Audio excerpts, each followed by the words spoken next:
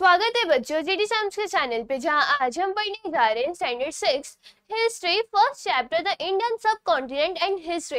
अब यहाँ इस वीडियो के पार्ट में हम क्या पढ़ने वाले, third and last part, that is the Indian सब कॉन्टिनेंट। पार्ट 1 एंड जो पार्ट 2 था वो ऑलरेडी हम पार्ट 1 एंड पार्ट 2 वीडियो में देख चुके हैं। अब जो लास्ट पार्ट है यहाँ पर हम क्या पढ़ेंगे, द इंडियन सब कॉन्टिनेंट के बारे में। अब द इंडियन सब कॉन्टिनेंट में क्या बताया गया, जो इंडियन सब कॉन्टिनेंट था वो सारी चीजों के बारे में बताया गया। देन आपका साउथ एशिया कैसे फॉर्म हुआ था वो, एंड नेक्स्ट हम क्या करेंगे यहाँ पर, जो इस लेसन का एक्सरसाइज है उसे हम यहाँ पर सॉल्व करेंगे। अब यहाँ पर हम स्टार्ट करते हैं, तो पहले यहाँ पर क्या लिखा गया है, the cities of Harappa and Mohenjodaro are in today's Pakistan.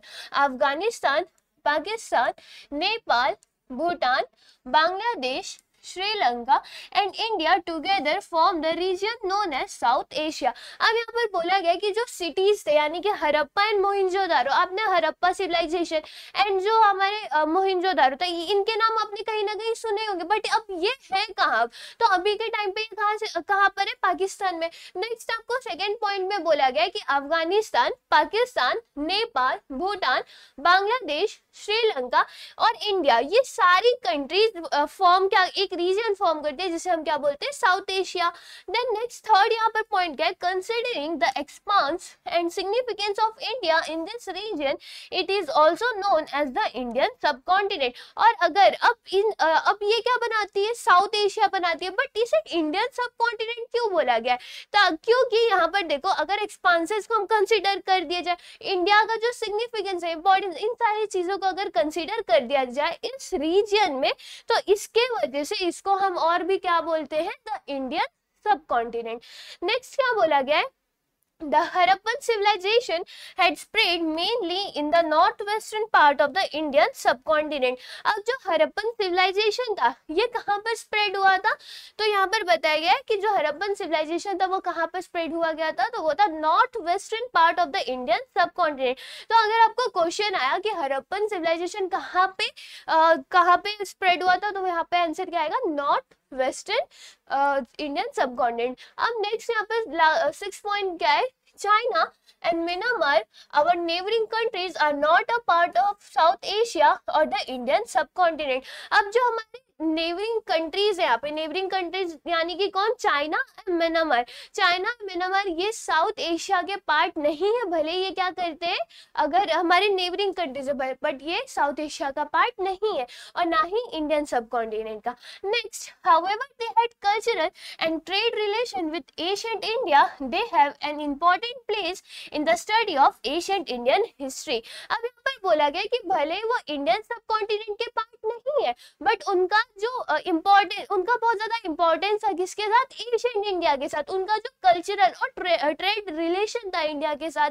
And next वो क्या बोलते हैं कि उनका भी एक इम्पोर्टेंट प्लेस है जब हम क्या करते हैं, एशियंट इंडिया की स्टडी करते हैं। तो यहाँ पर आपने क्या देख लिया था, इंडियन सब कॉन्टिनेंट। इंडियन सब कॉन्टिनेंट में यहाँ पर आपको कुछ कंट्रीज के नाम दिए गए थे जो टुगेदर एक रीजन फॉर्म करते हैं, जिस रीजन को हम और भी क्या बोलते हैं, द इंडियन सब कॉन्टिनेंट बोलते हैं। अब उस रीजन को हम इंडियन सब कॉन्टिनेंट ही क्यों बोलते हैं, तो यहाँ पर आपको क्या दिया गया, क्या कंसीडर करना है, हमें एक्सपांसेस कंसीडर करना है। नेक्स्ट हमें क्या कंसीडर करना है, यहाँ पर सिग्निफिकेंस, और इसी की वजह से उसे क्या बुलाया जाता है, द इंडियन सब कॉन्टिनेंट। नेक्स्ट यहाँ पर क्या बताया गया था, हड़प्पन सिविलाइजेशन के बारे में।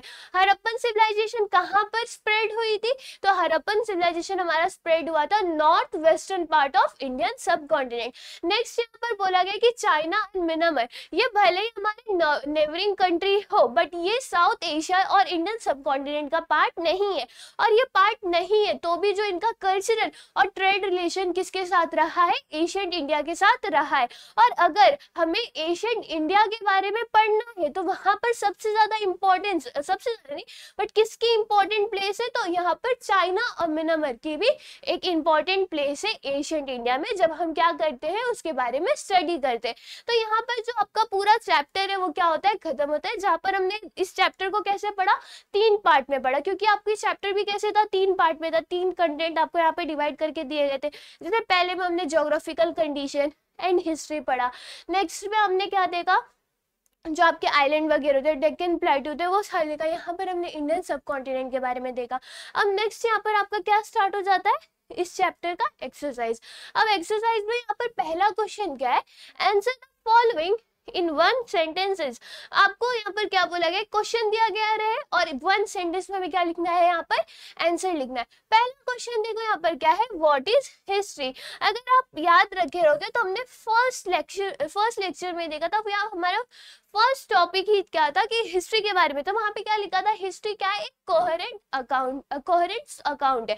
तो यहाँ पर आप क्या लिखोगे, history is a coherent account of the significant past event in the progress of human culture. What is history का आंसर आप क्या लिखोगे, history is a coherent account of the significant past event in the progress of human culture. Human culture का progress कैसे कैसे हुआ, सारी चीजें हमें कहाँ से पता चलती है, हिस्ट्री से पता चलती है। हिस्ट्री की स्टडी करेंगे तभी पता चलेगा कि पहले क्या हुआ था, अब क्या हो रही है, सारी चीजें। अब नेक्स्ट यहाँ पर सेकंड क्वेश्चन क्या है, where do human settlement flourish. अब ह्यूमन सेटलमेंट है वो कहाँ फ्लरिश हुआ था, इसका आंसर आप क्या लिखोगे, human settlement have flourished wherever the means of living and plentiful। अब यहाँ पर इसका मतलब क्या है, देखो आपको क्वेश्चन में क्या पूछा गया कि ह्यूमन सेटलमेंट यानी कि जो ह्यूमन सेटलमेंट था वो कहाँ पर होता था।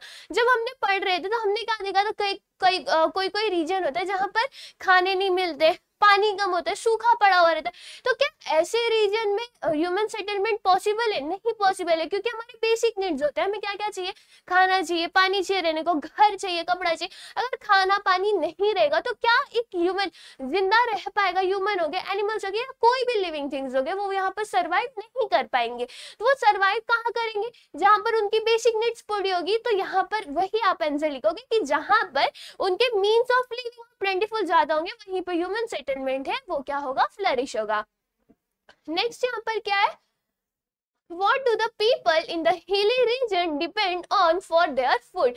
अब नेक्स्ट क्वेश्चन पूछा गया कि हिली रीजन में जो पीपल रहते हैं वो अपने फूड पे किस पे डिपेंड रहते हैं। जब हम पढ़ रहे थे हमने देखा था हिली रीजन में जो पीपल रहते हैं ज्यादा करके वहां पर जो आपके ये होते हैं लैंड फर्टाइल नहीं होता है, वहां पर एग्रीकल्चर पॉसिबल नहीं है। तो मेनली वो लोग क्या करते हैं, हंटिंग करते हैं, एनिमल्स हंट करते हैं, देन उनको खा के वो क्या करते रहते हैं। तो यहाँ पर आप क्या लिखोगे, In the hilly regions, people depend more on hunting and gathering for their food। यानी कि वो लोग हंटिंग करते हैं, गैदरिंग करते हैं, किसके लिए, अपने खाने के लिए। नेक्स्ट यहाँ पर फोर्थ क्वेश्चन क्या है, Which is the earliest civilization in India। अब यहाँ पर क्या क्वेश्चन पूछा गया, Which is the earliest civilization in India, यानी कि सबसे पहला सिविलाइजेशन इंडिया में क्या था। तो यहाँ पे आंसर क्या लिखोगे, The Harappan civilization was the earliest civilization in India। तो सबसे पहला अर्लीस्ट यानी कि पहले कौन सा सिविलाइजेशन आया था, तो यहाँ पर सबसे पहले जो सिविलाइजेशन आया था वो क्या है, हरप्पन सिविलाइजेशन। नेक्स्ट अब यहाँ पर हम नेक्स्ट सम पे चले जाते हैं, question number 2, answer the following questions in short. अब यहाँ पर देखो क्या है पहला question, what does human life depend on. Human life जो है वो किस पर डिपेंड होती है। तो यहाँ पर आंसर आप क्या लिखोगे, Human life in any region depends to a large extent on its geographical characteristics, diet, clothing, housing and occupation. Human life किस पे डिपेंड होती है, एक जोग्राफिकल कैरेक्टरिस्टिक्स वहां पे रहनी चाहिए, जैसे कि आपका डाइट हो गया, क्लोथिंग हो गया, हाउस हो गया, ऑक्यूपेशन हो गया। तो ये हो गया आपका क्वेश्चन नंबर सेकंड का फर्स्ट का आंसर। नेक्स्ट यहाँ पे सेकंड क्या बोला गया, what features of our surroundings form the means of our livelihood.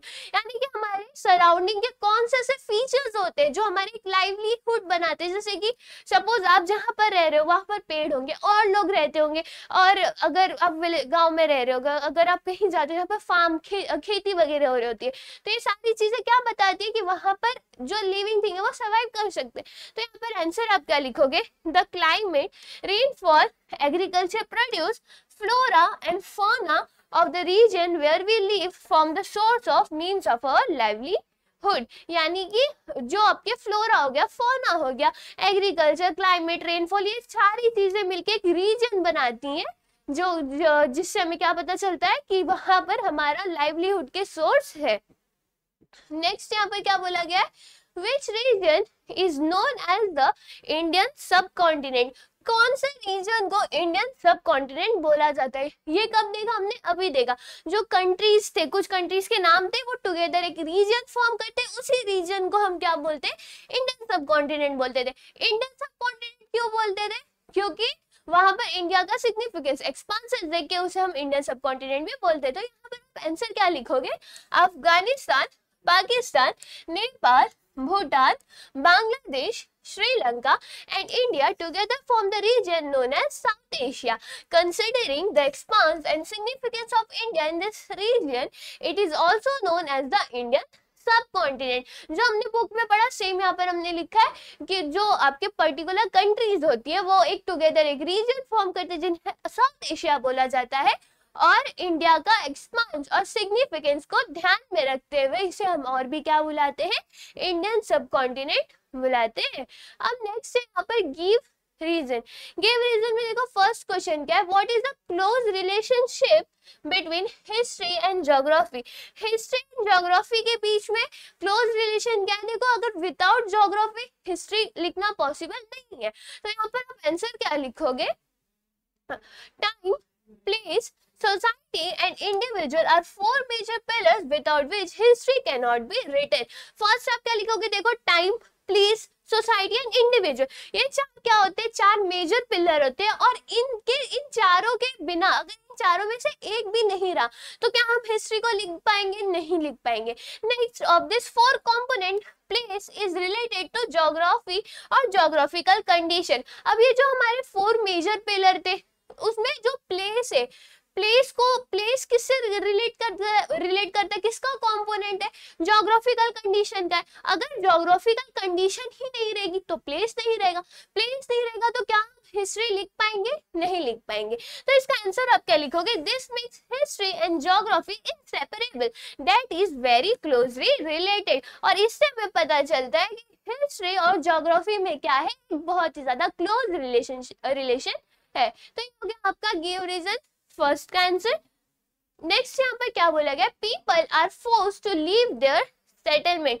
People को फोर्स क्यों किया जाता था कि वो अपना सेटलमेंट छोड़ दे, या तो वहां पे वॉर होते थे, इन्वेजन, ड्रॉट वगैरह इन सारी चीजों की वजह से। तो यहाँ पर आंसर क्या लिखोगे, sometimes reasons like degradation of the environment, drought, invasion, etc. leads to scarcity of means. Therefore, people are forced to leave their settlements in fight for survival. यानी कि सिर्फ वही रीजन, इन्वायरमेंट का डिग्रेडेशन होना, environment का खराब होना, war हो गया, इन्वेजन हो गया, ड्रॉट हो गए, स्कैरसिटी, ये सारी चीजों की वजह से जो ह्यूमन सेटलमेंट है उनको ह्यूमन सेटलमेंट को छोड़ना पड़ता था ताकि वो क्या कर पाए, सरवाइव कर पाए। अब नेक्स्ट यहाँ पर क्या बोला गया, observe the physical map of India and answer the question based on it. अब यहाँ पर आपको इंडिया का जो मैप दिया गया, नेक्स्ट आपको क्या बोला, यहाँ पर कुछ क्वेश्चंस पूछे गए। अब आपको क्या करना है, जो क्वेश्चन पढ़ना है, क्वेश्चन पढ़ने के बाद जो मैप है, मैप के यूज से आपको क्या करना है, उसके आंसर लिखने हैं। तो यहाँ पर अब फर्स्ट क्वेश्चन क्या है, which mountain ranges lie in the north of India. कौन सा माउंटेन के जो रेंज है वो नॉर्थ ऑफ इंडिया में लाई करते हैं। देखो इसका आंसर क्या है, Hind Kush and Himalayan mountain range. अगर आप यहाँ पर देखोगे तो नॉर्थ का है यहाँ पर, तो यहाँ पर आपको मिल जाएगा आपका Hindu Kush and Himalayan mountain ranges. Next है, which are the routes to India from the north east. India का अब यहाँ पर रूट नॉर्थ ईस्ट से कौन सा रूट है, तो यहाँ पर आप क्या लिखोगे, the route to India from the north east is by sea. North east से आपको इंडिया आने के लिए कौन सा रूट लेना पड़ेगा, बाय सी, यानी कि जो समुद्र का रास्ता होता है वो। नेक्स्ट क्या है, where do Ganga and Brahmaputra meet. Ganga और ब्रह्मपुत्र कहाँ मीट होती है, तो यहाँ पर देखो, आप मैप देखोगे तो मैप में भी आपको पता चलेगा कहाँ पर मीट होती है। तो यहाँ पर गंगा और ब्रह्मपुत्र कहाँ मीट होती है, बांग्लादेश में। तो अब नेक्स्ट यहाँ पर नेक्स्ट क्वेश्चन क्या है, name the island to the east of the Indian peninsula. अब आपको एक आइलैंड बताना जो इंडिया के ईस्ट में, तो यहाँ पर कौन सा आइलैंड आएगा, अगर यहाँ पर अगर आप देख सकते हो इंडिया के ईस्ट में, यहाँ पर आप देखोगे यहाँ पे east, north, east, south, west बताया गया, इसके हेल्प से आपको देखना है। तो ईस्ट में अगर आप देखोगे तो यहाँ पर आपको क्या दिख रहा है, अंडमान एंड निकोबार आइलैंड। तो यहाँ पर आंसर क्या लिखोगे आप, the Andaman and Nicobar island are the Indian island to the east of the Indian peninsula. तो जो आप मैप में देखोगे सेम यहाँ पर भी लिखा हुआ है, तो मैप को अगर आप स्टडी करते हो तो भी क्या है, आपको इसके आंसर लिखने इजिली आ जाएंगे। नेक्स्ट यहाँ पर लास्ट क्वेश्चन क्या है, in which part of India do we see the Thar desert. Thar desert हमें कहाँ देखने को मिलता है, तो हमें मिलेगा north western part of India. We see the Thar desert in the north western part of India. तो मैप के मदद से आप इजिली क्या कर सकते हो, इन क्वेश्चंस के आंसर दे सकते हो। तो अगर आप चाहो तो इसे भी यहाँ पर लिख सकते हो। तो ये हो गया आपका हिस्ट्री का फर्स्ट लेसन, द इंडियन सब कॉन्टिनेंट एंड हिस्ट्री, जहां पर हमने क्या किया, इस लेसन को 3 पार्ट्स में हमने पढ़े। एंड नेक्स्ट अभी हमने क्या किया, लास्ट पार्ट जो एक्सरसाइज था उसको कवर किया।